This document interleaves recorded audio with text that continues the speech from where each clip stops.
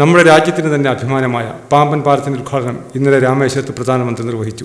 700 കോടി രൂപ ചിലവിൽ നിർമ്മിച്ച പാലത്തിന്റെ ശിലാസ്ഥാപനം 2019 നിർവഹിച്ചത്. റെയിൽവേയുടെ എഞ്ചിനീയറിംഗ് വിഭാഗമായ റെയിൽ വികാസ് നിഗം ലിമിറ്റഡാണ് നിർമ്മാണം പൂർത്തിയാക്കിയത്. ഇതിന്റെ ഉദ്ഘാടന ചടങ്ങിൽ നിന്ന് തമിഴ്നാട് മുഖ്യമന്ത്രി എം കെ സ്റ്റാലിൻ വിട്ടുനിന്നു. തികച്ചും പ്രോട്ടോകോൾ ലംഘനമാണ് അദ്ദേഹം നടത്തിയത്. ഇങ്ങനെ ചെയ്തത് വഴി എം കെ സ്റ്റാലിൻ പ്രധാനമന്ത്രിയെ അപമാനിക്കുകയാണ് ചെയ്തത്. നാളുകൾക്ക് മുമ്പ് തന്നെ ഈ കാര്യം തമിഴ്നാട് സർക്കാർ അറിയിച്ചിട്ടും എം കെ സ്റ്റാലിൻ ഇതിൽ പങ്കെടുക്കാതെ ഊട്ടിയിലുള്ള ഒരു ചെറിയ സർക്കാർ ആശുപത്രി ഉദ്ഘാടനത്തിനാണ് പോയത്. മുഖ്യമന്ത്രിക്ക് പകരം തമിഴ്നാട് ധനമന്ത്രി തങ്കം തെന്നരേസുവാണ് പങ്കെടുത്തത്. ശ്രീലങ്കയിലെ പരിപാടി കഴിഞ്ഞ് പ്രധാനമന്ത്രി ഡൽഹിയിൽ പോലും പോകാതെ നേരിട്ടാണ് രാമേശ്വരത്തെത്തിയത്.